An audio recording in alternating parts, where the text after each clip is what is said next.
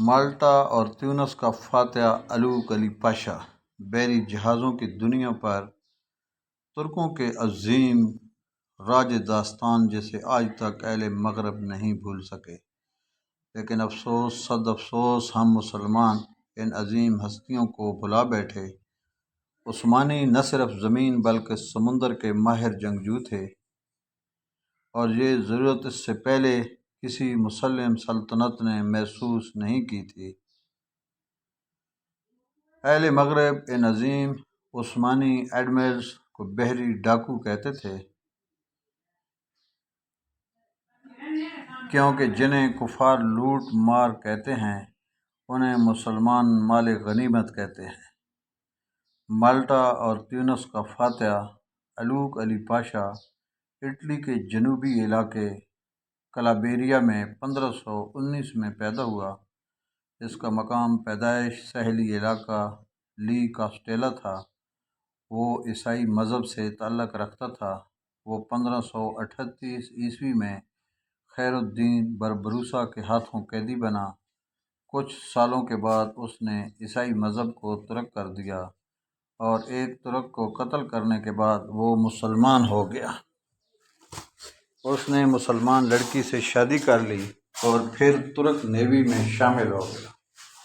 وہ بہت تیزی سے ترقی کر کے الیکسندریہ کے بحری بیڑے کا کمانڈر بن گیا۔ بعد ازاں تریپولی کا گورنر بنا دیا گیا۔ اس نے اطالوی ساحلوں پر تباہی پھیلا دی۔ نہ صرف جنوبی اطالیہ کے ساحلی علاقے بلکہ مالٹا، سسلی، کورسیکا، جنیوا اور آج کا فرانس اس کی تباہ کاریوں کا نشانہ بنے۔ اس نے وہاں کے باشندوں کو غلام بنا لیا تھا۔ کئی بڑے بڑے نامور لوگ اس کے غلام ہوئے۔ 1565 میں مالٹا کے محاصرے کے دوران وہ مرتے مرتے بچا۔ اس نے 1571 میں کوسولا یعنی کروشیا کو فتح کیا اور بحری بیڑے کے سب سے بڑے خطاب ایڈمرل کا مستحق ٹھہرا۔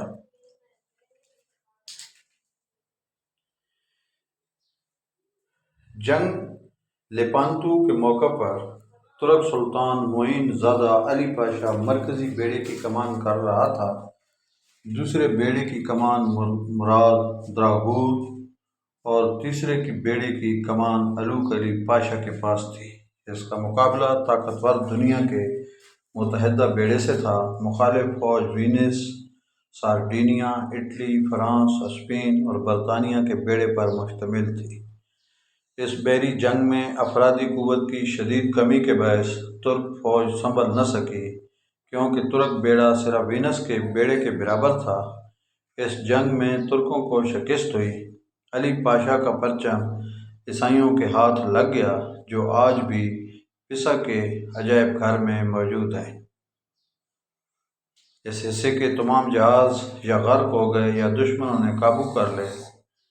ترک سلطان علی پاشا شہید ہو گیا، مگر الوک علی پاشا نے کمال مہارت کے ساتھ اپنے ساتھ 30 جہازوں اور بہت سے سپاہیوں کو سلامتی سے نکال کر استنبول پہنچا دیا۔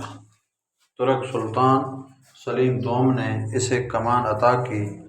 بعد ازاں اس نے کئی فتوحات کیں، جن میں 1574 میں تیونس اور مالٹا پر دوبارہ قبضہ کرنا بھی شامل تھا۔ کیونکہ اس پر مخالف بحری بیڑے نے قبضہ جما لیا تھا، الوک علی پاشا سن 1587 میں استنبول کے قریب ایک گاؤں میں واقع اپنے محل میں طبی موت مرا۔ یہ گاؤں اس نے خود آباد کیا تھا اور اس کا نام نیا کلابریہ رکھا تھا۔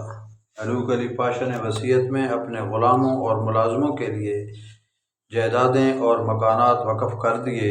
جو جس مکان میں رہتا تھا وہ اسے ہی دے دیا گیا۔ کلابریہ کے ساحلی شہر لی کاسٹیلا میں آج بھی الوک علی پاشا کا مجسمہ نصب ہے۔ اہل کلابریہ کو اس پر فخر ہے۔ دوستو، میری یہ ویڈیو پسند آئی تو اسے لائک کریں اور میرے اس چینل کو پلیز سبسکرائب کریں۔ شکریہ۔